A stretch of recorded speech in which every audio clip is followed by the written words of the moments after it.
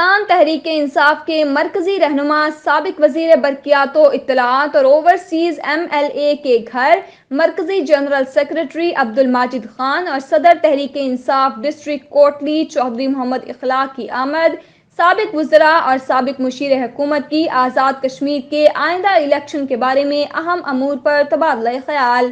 ماجد خان نے محمود ریاض کو وطن واپسی پر خوش آمدید کہا اور پارٹی کو منظم کرنے کے لیے تینوں رہنماؤں نے اظہار خیال کیا۔ اس موقع پر پارٹی کارکنان کی بڑی تعداد موجود تھی۔ آئندہ الیکشن میں قائد کشمیر بیرسٹر سلطان محمود چودھری کی قیادت میں مضبوط حکومت بنائیں گے۔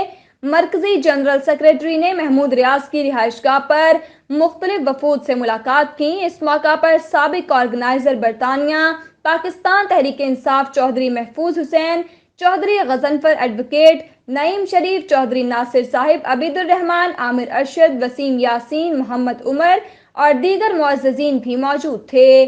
رپورٹ ڈاکٹر عدنان کیانی، جہان نیوز، کوٹلی۔